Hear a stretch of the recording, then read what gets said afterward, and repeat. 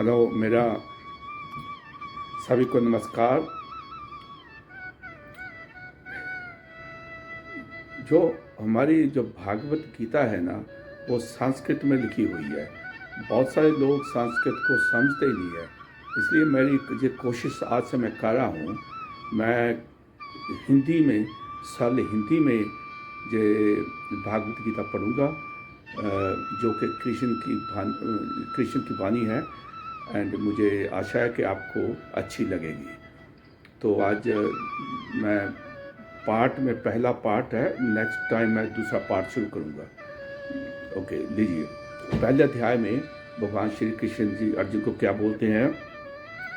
धृतराष्ट्र बोले, हे संजया, धर्मभूमि कुरुक्षेत्र में इकट्ठे हुए युद्ध की इच्छा वाले मेरे और पांडव के पुत्रों ने क्या किया। इस पर संजय बोले, उस समय राजा द्रुपद ने व्यूहरचनायुक्त पांडवों की सेना को देखकर और द्रोणाचार्य के पास जाकर ये वचन कहा,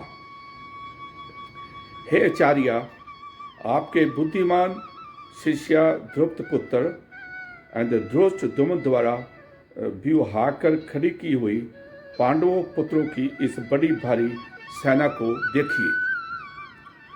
इस सेना में बड़े बड़े धनुष वाले युद्ध में भीम और अर्जुन के समान बहुत से सूरवीर हैं, जैसे सात्यकी और विराट तथा महारथी राजा द्रुपद और धृष्टकेतु, चेकितान तथा बलवान काशीराज, पुरीजित, कुंती भोज और नुष्या में श्रेष्ठ शैव्य और पराक्रमी युधामन्यु तथा बलवान उत्तमौजा, सुभद्रा पुत्र अभिमन्यु और द्रौपदी के पांचों पुत्र, ये सभी महारथी हैं। हे ब्रह्मा श्रेष्ठ, हमारे पक्ष में जो जो प्रधान है उनको आप समझ लीजिए। आपके जानने के लिए मेरी सेना के जो जो सेनापति हैं उनको कहता हूँ। एक तो स्वयं आप और पितामह भीष्म तथा कर्ण और संग्राम विजय कृपाचार्य तथा वैसे ही अश्वत्थामा, विक्रम और सोमदत्त का पुत्र भूरिश्रवा तथा और भी बहुत से सूरवीर, अनेक प्रकार के शस्त्र अस्त्रों से युक्त, मेरे लिए जीवन की आशा को त्यागने वाले, सब के सब युद्ध में चतुर हैं। भीष्म पितामह द्वारा रक्षित हमारी वह सेना सब प्रकार से आजया है और भीम द्वारा रक्षित इस लोगों की ये सेना जीतने में बहुत सुगम है। इसलिए सब मोर्चे पर अपनी अपनी जगह स्थित रहते हुए आप लोग सब के सब ही निसंदेह भीष्म पितामह की ही सब ओर से रक्षा करें। इस प्रकार द्रोणाचार्य से यह कहते हुए दुर्योधन के वचनों को सुनकर कौरवों में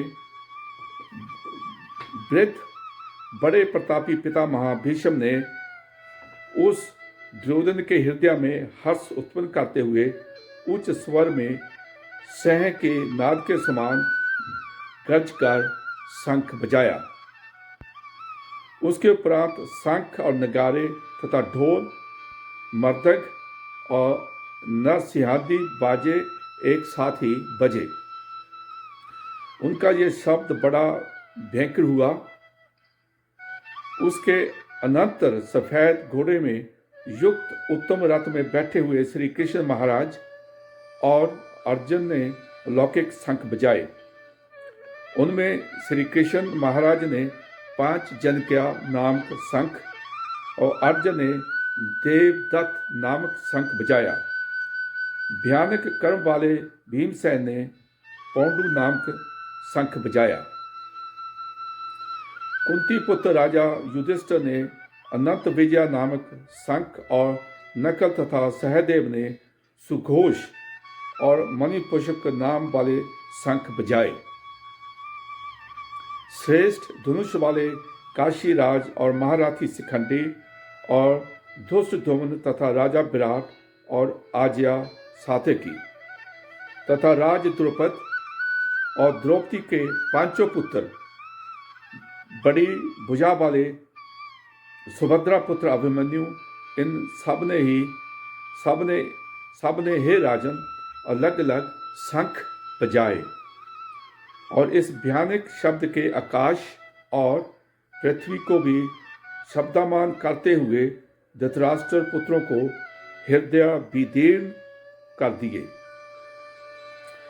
इस हे राजन, उसके उपरांत कपिध्वज अर्जुन ने खड़े हुए धृतराष्ट्र पुत्रों को देखकर और शस्त्र चलने की तैयारी के समय धनुष उठाकर ऋषि के श्री कृष्ण जी महाराज ने ये वचन कहा, हे अच्युत, मेरे रथ को दोनों सेनाओं के बीच में खड़ा करिए। लीजिए, ये मेरा पार्ट फर्स्ट था। नेक्स्ट टाइम मैं पार्ट 2 शुरू करूँगा। मुझे आशा है कि ये भागवत गीता आपको पसंद आएगी, जो कि सरल हिंदी में है।